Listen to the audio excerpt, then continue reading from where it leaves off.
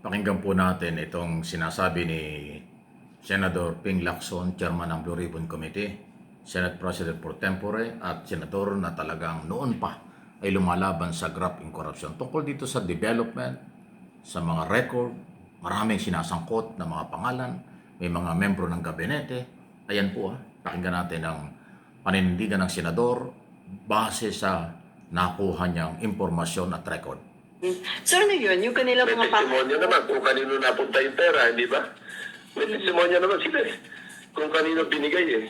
Yung pera. Of course, I leave it to the wisdom of the prosecution, yung prosecutory arm ng ating gobyerno. Baka may nakikita pa sila na kakulang sa mga ebidensya. Pero as far as probable cause, sa tingin ko, sapat na eh. Para magpala ng karampatang kaso, doon sa mga dapat pala ng kaso. Bakit hindi na-filean? Kaya nga ngayon, di ba sa Senado nakakulong yung iba? Kasi nga, wala namang warrant of arrest. Saan namin ta-turnover kasi walang warrant. Ang sinasabi niyo, sir, na may sapat ng probable cause, aside dun sa mga nakakulong sa Senate, may ilan na rin po mga proponent referring to some lawmakers ang talagang sa tingin niyo may sapat na probable cause para makasuhan na ang mga ito. Oo, hindi naman sa hinahangad ko na makulong yung mga kasama ko, mga congressmen, mga dating kasamahan ko rin sa Senate. Pero at least kung saan naman dadalhin yung ebidensya, yung investigasyon, doon sana yung sundan. Pag nagkakaroon tuloy ng pag-aalala yung mga kababayan natin, namimili pa tayo ng papailan. Yeah, Tulad doon, halimbawa, isa na example, kaya ako nakapagsalita, nakapag-komentaryo, yung sa mga cabinet secretaries na sinasabi hearsay, yung kay, halimbawa, yung tungkol sa insertions, isang example lang, Secretary Bonoan. Yeah. Ako nakita ko rin yung listahan na yun, yung sa allocables. Bakit magkakaroon ng allocable ang isang department secretary? Ang pagkaalam ko, pag sinabing allocable, patungkol ito sa mga mababatas na naghihiling ng mga proyekto na hindi rin dapat para sa atin, di ba? Wala naman pagkalam kami mga mababatas doon sa NEP eh. Ang NEP is parang exclusive domain ito ng executive branch. Si Secretary Bunuan lang, kita ko yung kanyang allocables, isang 5 billion pesos. Tapos meron pa siyang batch 1, batch 2, batch 3 na nagkakahalaga ng 25.5 billion, isang 10 billion, isang 8 billion, at saka isang 7.5 billion. So, umaabot na siya ng 30.5 billion. Anong karapatan niya na magkaroon ng allocables? Wow. Tapos meron din mga cabinet secretaries na meron ding 2 billion. Bakit?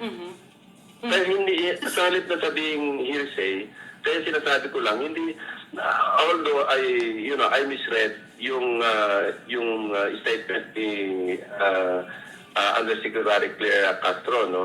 Na ang patungkol lang, ang context ng kanyang statement, yung doon sa insertion na nilabas sa Facebook ni Congressman Leviste. Okay.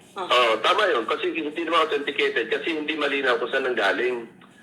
Pero ako, meron ako nakita mga dokumento na ito, alam ko, totoo ito. Kasi itinagkaloob sa akin ito nung na-implicate ni Undersecretary Bernardo, si the late Undersecretary Cabral, ano? I'm sorry, I have to mention again her name. Nag-attempt siya mag-reach out sa amin noon through the lawyer. At binigyan din ako ng ilang dokumento. Hindi na, kasi ang patungo na nga kami sa sana, magte-testify siya sa Blue Ribbon. Binigyan nga kami ng ilang pwede niya i-testify. At nakita ko nga doon, yung mga allocables na kasama yung mga cabinet secretaries na hindi lamang sa 2025 budget eh. So hindi lang kami masyadong kasi nung tinanong ko na ano yung kanya namang maibabahagi na tulad ng sinabi tulad ng ginawa ni Undersecretary Bernardo na siya mismo mayroong remorse at umamin siya at sinabi niya kung magkano yung kanyang natatanggap. Doon kami medyo hindi nagkaroon ng agreement o nagkaroon ng disagreement kasi nga parang iwas siya doon. Sabi ko, bigyan muna natin ng space si Undersecretary Cabral, sabi ko sa lawyer, makapag-isip-isip muna siya bago ko tayo mag-usap ulit. Kasi patungo na kami sa maghaharap kami in person person to person. Sinama ko yung aking dalawang lawyers para na sa ganon, merong lawyer to lawyer na pag-uusap din. Hindi mo na nag-attend noon si Undersecretary Cabral. yun nga, that led to this tragic incident na hindi nangyari yung kanyang pag-appear, ang kanyang pag-attend sa at mag-testify sa Blue Ribbon. Doon na sana kami papunta. Nandun na yung first step eh. Nagbigay din sa amin ng dokumento patungkol doon sa SARO na nirelease ng DBM, Office of the Executive Secretary, na kung saan 50 billion na higit yung nanggaling sa unprogram appropriations. Wow, saro na Tapos yan. nung chinek namin, nasa mga 30 billion yung flood control at napakaraming ghost projects doon sa listahan ng flood control ng mga items. So yun sana yung kanyang i-testify na maganda sana, kaya lang hindi pa kami nagkaroon kami ng minor disagreement dahil kung ang kanyang testimonya para iligtas yung kanyang sarili at alam naman namin hindi kasi act lang, inamin niya lang. Natawa nga kami dahil yung unang inamin niya, pareho rin ang unang inamin sa amin ni Undersecretary Bernardo nung unang kaharap namin siya. At sinabi niya, well, nakakatanggap pagka birthday, pagka Christmas, minsan ganitong halaga. Pagkalalaki ng halaga, hindi naman pang Christmas at saka hindi pang birthday. Pero gusto ko sana, kung bago siya humarap, katulad ng ginawa namin kay Undersecretary Bernardo, yung tahasan, Aminin. kumpleto, hindi yung parang may tinatago. Ayun. So doon pa Yun, ang ganda no? Sayang nga lang, patay na ho si Cabral, pasintabi na sa pamilya. Yung pala, nagkaroon na ho ng initial na pag-uusap, lawyer to lawyers. Kaya lang, iba daw ho yung gusto ng kampo ni Cabral eh. Ayaw umamin ng kanyang malaking pagkukulang at pagkakamali o pagkakasangkot dito sa korupsyon o sa mga insersyon. Pero marami siyang alam.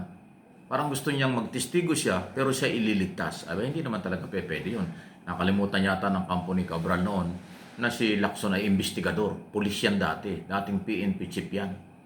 Investigador na pulis yan. At ngayon ay senador na nag-iimbestiga. Kaya hindi talaga nakalusot.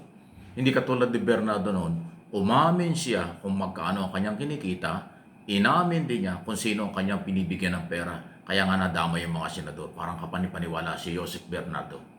Kung hindi lang parang gustong isalba ng kampo ni Cabral yung kanyang sarili, dapat marami tayong nalaman. Ang problema, namatay nga.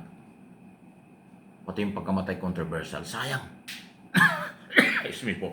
Nandun na pala sa punto na nag-uusap na ang kampo ni Senator Ping Lacson base doon sa kanyang sinasabi at kampo ni Jose Cabral.